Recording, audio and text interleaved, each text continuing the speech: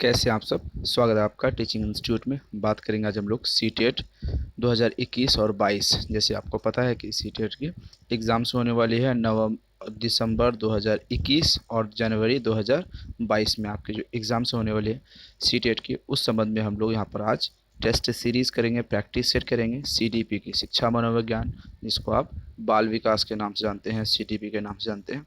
आज हमारी practice set number 5 है। हमने इससे पहले 4 प्रैक्टिस सेट कर चुके हैं। ईवीएस हम आपके लिए ला चुके हैं। उसके बाद आपके लिए हिंदी की प्रैक्टिस सेट चल रही है। सीडीपी की लेक्चर वीडियो आपको मिल रही है। सीडीपी की लेक्चर वीडियो और प्रैक्टिस सेट दोनों मिल रही है। ईवीएस की लेक्चर वीडियो और प्रैक्टिस सेट दोनों मिल रही है आपको। हिंदी की मिल रही है, इंग्लिश की मिल रही है, मैथ की आपको lecture video and test series, numerical and pedagogy दोनों मिल रही है आपको।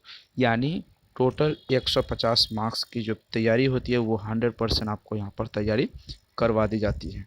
अगर सभी वीडियो का अगर देखना चाहते हैं तो इस वीडियो के डिस्क्रिप्शन बॉक्स में आपको प्लेलिस्ट का लिंक दे दूंगा, वहाँ पर जाके आप देख सकते हैं। वहाँ पर जाके आप पूरी देख सकते हैं। अगर आप फ्री पीडीएफ पढ़ना चाहते हैं, लेना चाहते हैं सभी वीडियो का, तो इस वीडियो के डिस्क्रिप्शन बॉक्स में आपको टेलीग्राम का लिंक मिल जाएगा। वहाँ पर जाके आप टेलीग्राम को ज्वाइन कर लेंगे और आपको फ्री पीडीएफ मिल जाएगी। या फिर आप टेलीग्राम में जाएंगे, टीचिंग इंस्टीट्यूट को सर्च करेंगे, वहाँ पर आपको टीचिंग हमारा चैनल मिल जाएगा, उसे ज्वाइन करके फ्री पीडीएफ ले सकते हैं। तो चलिए यहाँ पर बात करेंगे हम लोग 100% सफलता की गारंटी। इसका राज हमने 3 फॉर्मूले पे रखा है। 3 फॉर्मूला क्या है? सबसे पहले आपको नोट्स लेनी है, प्लस आपको लेक्चर वीडियो देखनी है, प्लस आपको प्रैक्टिस सेट करनी है। ये तीनों अगर आप कर लेते हैं तो आपकी 100% सी टेट, यूपी टेट सभी एग्ज़ाम्स की अलग अलग यहाँ पर तैयारी करवाई जाती है। तो 100% यहाँ पर आपको तैयारी करवाई जाएगी और 100% आपकी तैयारी हो पाएंगे। ठीक है, तो चलिए हम लोग आज पहला क्वेश्चन देखते हैं। हमारा पहला क्वेश्चन जो है, हमारा पहला क्वेश्चन यहाँ पर देख लेते हैं। पहला क्वेश्चन है, सामाजिक विज्ञान के संदर्भ में पर्यावरण अध्ययन पढ़ने का निम्नलिखित में से कौन सा उद्देश्य नहीं है। यहाँ पे सवाल आपके लिए पूछा गया है, कौन सा उद्देश्य नहीं है। तो आपको 3 क्वेश्चन यहाँ पर सही होंगे, एक क्वेश्चन आपके यहाँ पर गलत होंगे। ठीक है, 3 क्वेश्चन जब सही होंगे, एक क्वेश्चन गलत होंगे, तो गलत वाले को हमें ढूंढना, उसे राइट आंसर बताने हैं। ठीक है, तो चलिए इसका राइट आंसर बताइए। क्या होगा? आपके सामने ऑप्शंस है, आपके सामने ऑप्शंस हैं, जल्दी अपना राइट आंसर बताइए।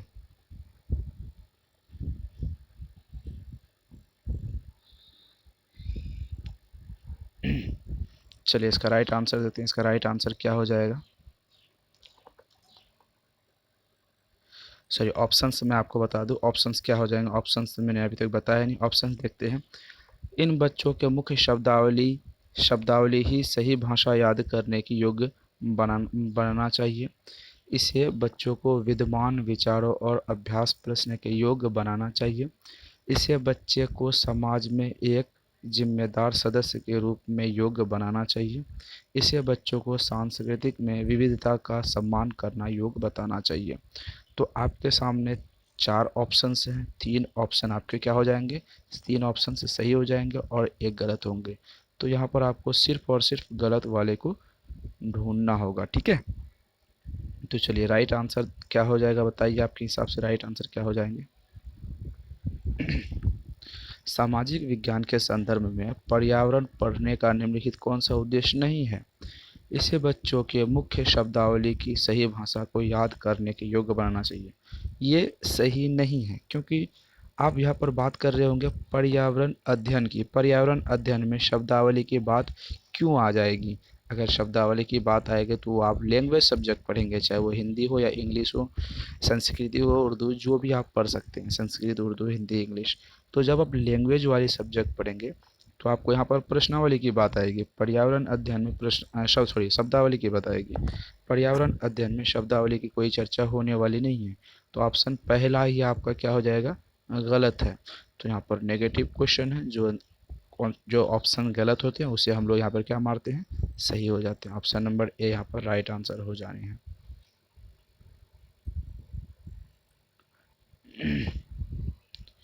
क्वेश्चन देखते हैं। एक पब्लिक स्कूल में प्रत्येक बच्चे में लगभग 2 से 3 बच्चे विशेष आवश्यकता वाले हैं। कुछ बच्चे शारीरिक या मानसिक रूप से विकलांग विकलांग ये बच्चे अन्य बच्चों के साथ उसी कक्षा में एक साथ पढ़ते हैं। उपरोक्त स्कूल निम्न में से किसका अनुपालन करता है? समवयस्क शिक्षा का, प्रतिपूरक शिक्षा का, सतत एवं व्यापक शिक्षा का, समावेशी शिक्षा का। तो हमने समावेशी शिक्षा के बारे में, समवयस्क शिक्षा के बारे में, सतत एवं व्यापक शिक्षा के बारे में आपको अच्छी तरीके से लेक्चर वीडियो में डिटेल करके बता दिए हैं। आपको यहाँ पर इसका राइट आंसर बताने हैं, क्या हो जाएगा। आपने नोट्स नहीं लिया है तो इस वीडियो के लास्ट में मैं आपको नंबर बता दूंगा, वहाँ पर जाके उस नंबर पर आप व्हाट्सअप करेंगे। उसके बाद आपको कंप्लीट नोट्स सभी सब्जेक्ट की 150 मार्क्स में 130 मार्क्स आने की 100% आ जाएंगे अगर आप अच्छी तरीके से पढ़ते हैं तो। चलिए इसका राइट आंसर दीजिए। इसका राइट आंसर क्या हो जाएगा आपके हिसाब से?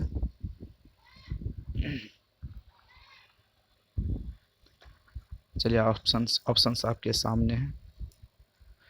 एक बच्चे विशेष आवश्यकता वाले यहाँ पर है। एक पब्लिक स्कूल में प्रत्येक कक्षा में लगभग 2 से 3 बच्चे विशेष आवश्यकता वाले हैं। कुछ बच्चे शारीरिक मानसिक रूप से विकलांग हैं। ये अन्य बच्चों के साथ उसी कक्षा में पढ़ते हैं। उपरोक्त पब्लिक स्कूल में कौन सा अनुपालन कर रहा है? समवयस्क कक्षा की, मतलब सभी जो वयस्क, सभी को जो एक आधार पर जो शिक्षा दी जाती है उसे समवयस्क शिक्षा कहा जाता है। भौतिक विज्ञान और पर्यावरण विषय में कौन सा प्रकरण सम्मिलित रूप में है? कार्य समर्थन, ऊर्जा संरक्षण संबंधी, बलों के प्रकार, ज्वालामुखी संबंधी। तो ऑप्शंस आपके सामने, राइट आंसर आपको यहाँ पर बताने हैं। भौतिक विज्ञान और पर्यावरण विषय में कौन सा प्रकरण सम्मिलित रूप से सही है?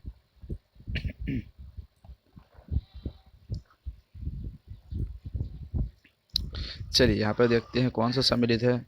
कार्य ये सम्मिलित नहीं होगा, ऊर्जा सम्मिलित नहीं होगा, बलों के प्रकार ये भी पर्यावरण में सम्मिलित नहीं होगा, ये जलवायु संबंधी, यह फिजिक्स भौतिक विज्ञान की भी है और ईवीएस का सब्जेक्ट भी। ये दोनों चीज़ें किसके हैं? यहाँ पर दोनों चीज़ों का जो संबंध होता है वो ज्वालामुखी संबंधित है।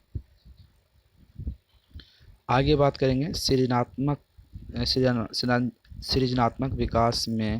विकास करने में कौन सा सहायक नहीं है? वही चीज़ आती है, नेगेटिव क्वेश्चन आती है। नेगेटिव क्वेश्चन में आपको 3 क्वेश्चन सही होंगे, 1 क्वेश्चन गलत होंगे। हमें किसे ढूंढना होगा? गलत वाले को ढूंढना होगा। चलिए, कविता पूरी करना, चित्र पर आधारित मौखिक अथवा लिखित वर्णन करना, प्रश्नों के उत्तर लिखना, अधूरी कहानी को पूरा करना। ऑप्शंस आपके सामने हैं, तो चलिए इसका राइट आंसर बताने हैं।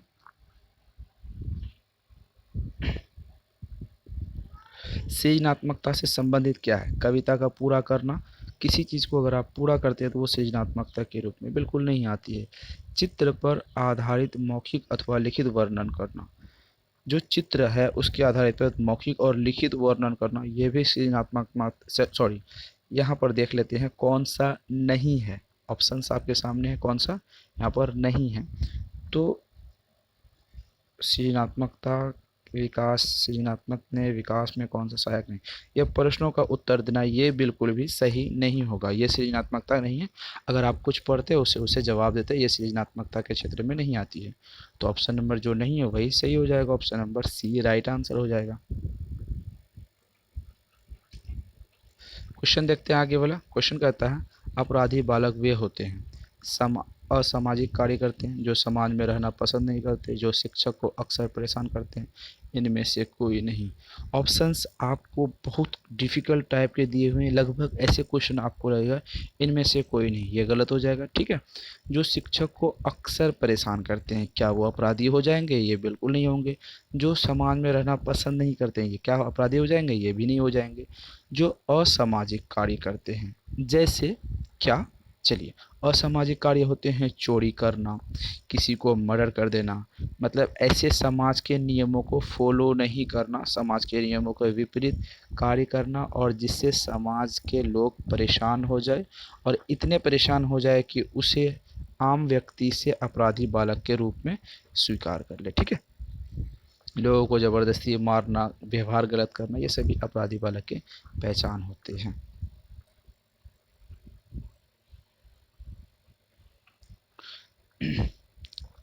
आगे क्वेश्चन देखते हैं। मानवीय विकास में आनुवंशिकता एवं परिवेश की भूमिका के संदर्भ में निम्नलिखित में से कौन सा कथन समुचित है?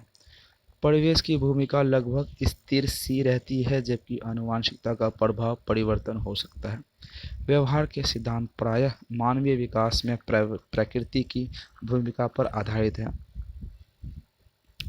ऑप्शन सी, विकास के विभिन्न क्षेत्रों में आनुवंशिकता एवं परिवेश का सापेक्षिक प्रभाव परिवर्तनशील है। भारत सरकार की विभेदात्मक क्षतिपूर्तकर्ता संबंधी नीति मानवीय विकास में प्रकृति की भूमिका पर आधारित है। ऑप्शंस आपके सामने है, राइट आंसर आपको यहाँ पर बताने हैं। चलिए, राइट आंसर क्या हो जाएंगे बताइए।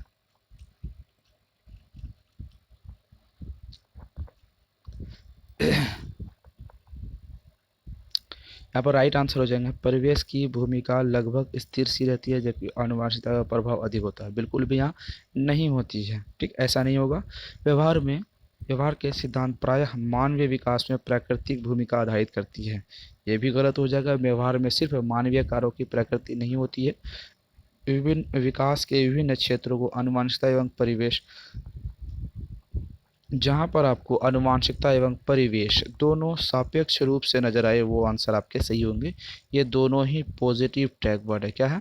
पॉजिटिव टैग वर्ड है, मतलब ये दोनों सही की गिनती में आते हैं। हम आपको पता है, हम आपको पेडागोजी सेक्शन के लिए 25 से 30 ऐसे पॉइंट बताए हैं, जिनमें से आपको 15 नंबर 100% आने हैं, क्योंकि ऐसे क्वेश्चन को गिनती हम लाए हैं जिसमें से आप उसे देखकर सही राइट आंसर कर सकते हैं। तो यहाँ पर जहाँ भी आपको आनुवंशिकता एवं परिवेश दिखे तो वो आपका राइट आंसर हो जाते हैं। ठीक है, आगे क्वेश्चन बात करते हैं। योग्य व अयोग्यता, योग्यता व अयोग्यता समूह परिप्रेक्ष्य में निम्नलिखित में से कौन सा कथन सत्य है? विद्यार्थी सम समूहों में बेहतर सीखते हैं। अबाध व प्रभावी शिक्षण हेतु कक्षा को समरूपी होनी चाहिए। छात्र असहिष्णुशील होता है, वह भेदों की स्वीकार नहीं करते। विभिन्न योग्यता वाले समूह को ग्रहण करने के लिए अध्यापकों को बहुस्तरीय शिक्षण को अपनाना चाहिए। ऑप्शंस आपके सामने हैं, राइट आंसर आपको बताने हैं। क्या राइट आंसर हो जाएंगे? राइट आंसर जल्दी बताइए।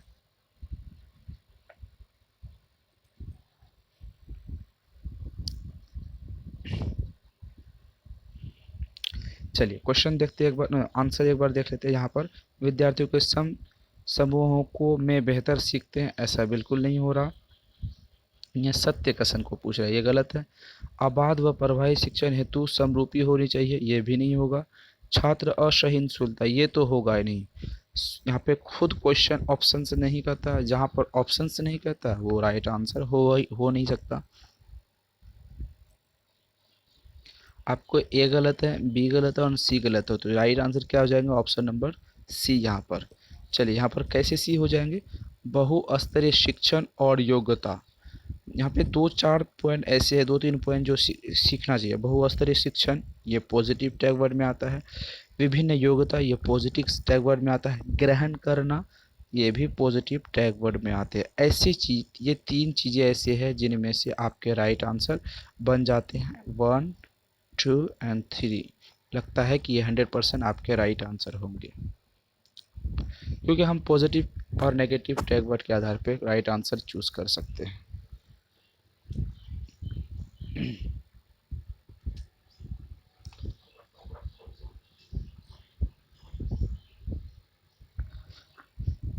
शिवानी, क्वेश्चन देखते हैं। शिवानी द्वारा पूछे गए एक प्रश्न का उत्तर शिक्षक तत्काल नहीं दे सकता। शिक्षक की प्रक्रिया क्या होनी चाहिए? एक शिवानी एक लड़की है, उसके द्वारा पूछे गए प्रश्नों का आंसर विद शिक्षक तुरंत ऑन द स्पॉट नहीं दे सकता।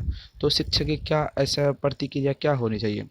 सभी विषयों का मूल्यांकन करना, सह शैक्षणिक क्षेत्रों का मूल्यांकन करना, शिक्षण एवं सह शिक्षण क्षेत्रों का मूल्यांकन करना, शैक्षणिक क्षेत्रों का मूल्यांकन करना। ऑप्शंस आपके सामने हैं, जल्दी राइट आंसर बताइए।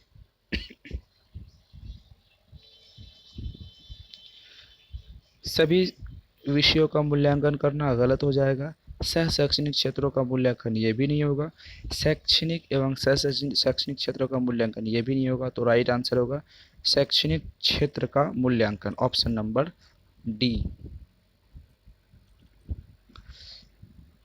सीखने की प्रक्रिया में विद्यार्थी द्वारा की गई त्रुटियों के संबंधित आपकी दृष्टि में निम्न में से कौन सा कथन सर्वोत्तम है? विद्यार्थी को कभी भी त्रुटि नहीं करनी चाहिए। त्रुटियां अधिगम प्रक्रिया का भाग है। विद्यार्थी के लापरवाही के गुण त्रुटियां होती है। कभी कभी विद्यार्थी त्रुटियां कर सकता है। तो ऑप्शंस आपके सामने हैं, राइट आंसर आपको बताने हैं।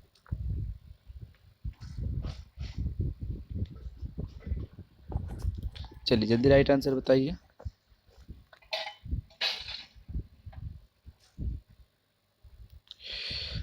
निम्न में से कौन सा कथन सर्वोत्तम है? विद्यार्थियों को कभी कभी त्रुटियां नहीं करनी चाहिए। आप टीचर से गलती हो सकती है, तो आप विद्यार्थी आपसे क्यों नहीं गलती होगी? तो ठीक है, तो ये कभी कभी त्रुटियां हो सकती है, ये गलत हो जाएगा। त्रुटियां अधिगम प्रक्रिया का भाग है। सीखने की प्रक्रिया का जो गलती है वो भाग बिल्कुल नहीं, ये भी गलत हो जाएगा। विद्यार्थियों के लापरवाही के कारण त्रुटियां होती है, ऐसा नहीं है। लापरवाही के कारण नहीं होती। विद्यार्थी कुछ किसी मामले में, मतलब किसी क्वेश्चनों में वो समझ नहीं पाते या फिर उनके जो कॉन्सेप्ट क्लियर नहीं हो पाते, इसीलिए वो उस विद्यार्थी को गलती होते हैं, ना कि लापरवाही कारण। ये आप लापरवाही देख रहे हो, लापरवाही खुद एक नेगेटिव टैग वर्ड है, ठीक है। तो कभी कभी विद्यार्थी त्रुटि कर सकता, ऑप्शंस यहाँ पर डी राइट आंसर हो जाएंगे, क्योंकि विद्यार्थी तो बच्चे होते हैं, उनसे कभी कभी गलतियाँ हो जाती हैं, ठीक है। आगे क्वेश्चन देखें। कक्षा में विद्यार्थी को अधिगम के लिए प्रेरित करने हेतु किस युक्ति का अनुप्रयोग नहीं करते? तो अधिगम प्रक्रिया को प्रेरित करने के लिए नहीं कर सकते। 3 ऑप्शन सही, एक गलत, हमें गलत को ढूंढ के सही करना, ठीक है। छात्रों में स्वस्थ प्रतिस्पर्धा करना, उन्हें आत्मगौरव की अनुभूति कराना, उनकी अत्यधिक प्रशंसा करना, गतिविधियां आधारित शिक्षण विधियों का अनुप्रयोग करना। सिंपल क्वेश्चन है, 5 सेकेंड में इसका राइट आंसर देंगे, ठीक है। 5 सेकेंड में इसका राइट आंसर देंगे।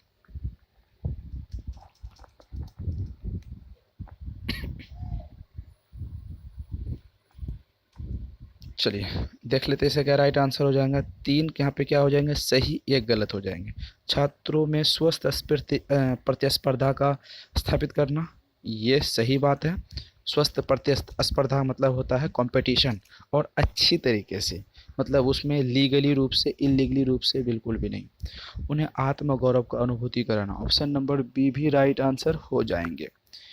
अत्यधिक प्रशंसा करना, ये नहीं कर सकते। अगर आप लगातार अत्यधिक किसी को प्रशंसा करेंगे, तो आप किसी की प्रशंसा करेंगे अत्यधिक, तो विद्यार्थी की प्रशंसा करने पर क्या हो जाए, विद्यार्थी में क्या होती है, वो कोई ऐसी भावना उत्पन्न हो जाती है, उसे लगता है उसे बहुत ज़्यादा प्रशंसा मिल चुकी है और उसे ज़्यादा मेहनत करने की और पढ़ने की ज़रूरत नहीं है। तो इस संबंध में क्या हो जाते हैं, विद्यार्थी कहीं ना कहीं लीड हो जाते हैं, मिसगाइड हो जाते हैं, ठीक है।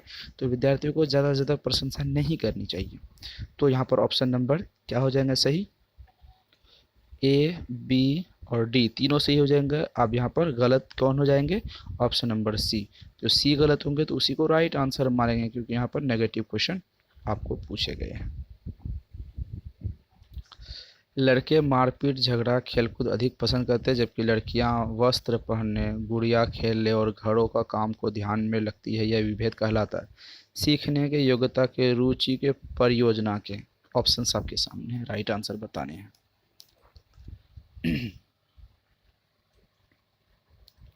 लड़के खेलकूद मारपीट अधिक पसंद करते हैं, लड़कियां क्या करती है, गुड़िया खेलती है, लड़कियां गुड़िया खेलती हैं। तो गुड़िया खेलती है, उसके बाद घरों के काम को ध्यान से लगाती है। ये किसका विभेद है? ये सीखने का विभेद है। किसके विभेद है?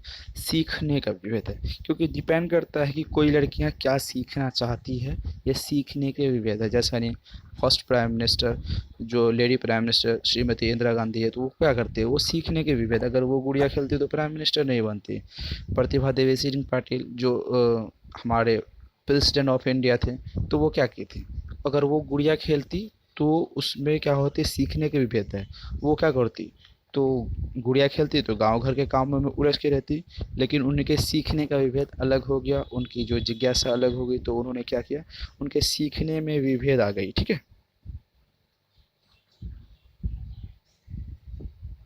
आगे क्वेश्चन देखते हैं। बाल अपराध की वह विधि कौन सी है जिससे बालक की आवश्यकता को ध्यान में रखकर सामाजिक वातावरण को परिवर्तन लाया जा सकता है?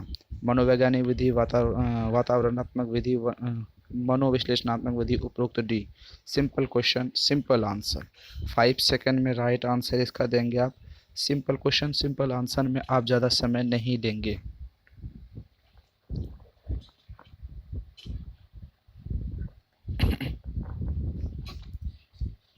चलिए देख लेते हैं आप कितना समय ले रहे हैं। मनोवैज्ञानिक विधि, यहाँ कहता है बाल अपराध वह विधि है जिसमें बालक आवश्यकताओं को ध्यान में रखकर सामाजिक वातावरण में परिवर्तन करना है। बालक के वातावरण को परिवर्तन करना है। मनोवैज्ञानिक से नहीं कर सकते, वातावरण से इसे हम कर सकते हैं। अगर आप मान लीजिए आपके एक विद्यार्थी चोर हैं, क्या है?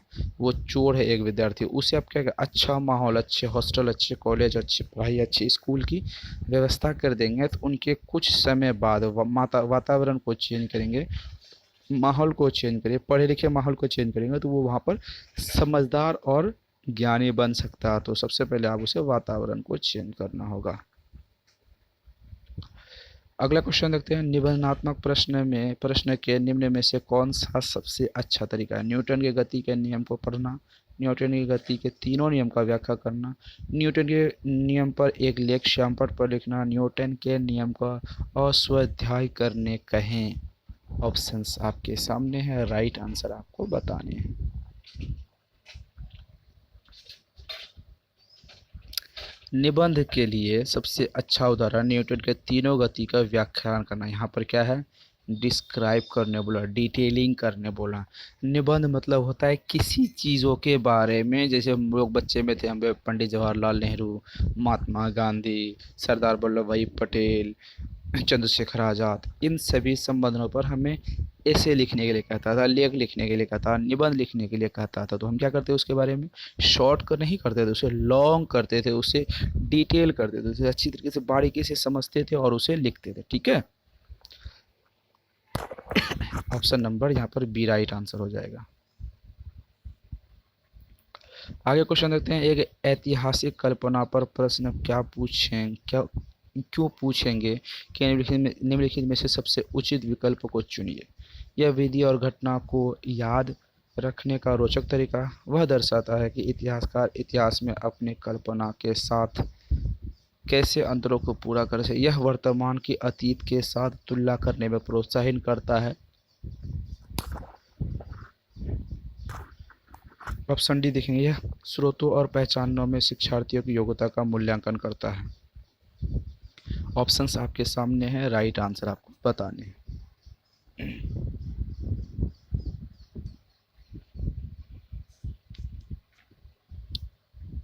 चलिए इसका राइट आंसर हो जाएगा ऑप्शन नंबर सी। यह वर्तमान की अतीत के साथ तुलना करने में प्रोत्साहित करती है। ऐतिहासिक कल्पना करना, प्रश्न क्यों पूछेंगे, इसमें सबसे उचित विकल्प क्या होगा? जहाँ ऐतिहासिक की बात आए तो ये वर्तमान और अतीत में अतीत की बात आती है। ठीक है, वर्तमान में क्या घटित हो रहा है उसके तुलना करते हैं हम किसके साथ? प्रश्न क्यों पूछेंगे। ऐसे सवालों को आप मात्र कॉन्सेप्ट और लॉजिक से आधार पर राइट आंसर दे सकते हैं। आगे क्वेश्चन देखेंगे। प्राथमिक स्तरों पर लंबाई को मापने के विषय के लिए सबसे उच्चतम श्रेणी है। प्रमाणिक इकाइयों को विकसित करना, प्रमाणिक मापों को प्रयोग करना, अप्रमाणिक इकाइयों को विकसित करना, तुलना करना, प्रमाणिक प्रमाणिक मापों का उपयोग करना, अप्रमाणिक मापों का प्रयोग करना, प्रमाणिक इकाइयों को विकसित करना और तुलना करना। ठीक है, यहाँ पर कन्फ्यूजन है, आप एक जैसा मत समझिए। यहाँ पर प्रमाणिक है और यहाँ पर अप्रमाणिक है। ठीक है, मुझे भी कभी कन्फ्यूजन होता है कि दोनों सेम क्वेश्चन है। तुलना करना, अप्रमाणिक मापों का प्रयोग करना, प्रमाणिक इकाइयों और विकसित करना, प्रमाणिक मापों का उपयोग करना। डी है तुलना करना, अप्रमाणिक मापों का उल्लेख करना, प्रमाणिक मापों का उल्लेख, उन मापों का उपयोग करना, प्रमाणिक इकाइयों को विकसित करना। बड़ा कन्फ्यूजन वाला कॉन्सेप्ट ये सवाल पूछ लिया गया है, तो इसका राइट आंसर जल्दी बताइए क्या राइट आंसर हो जाएगा।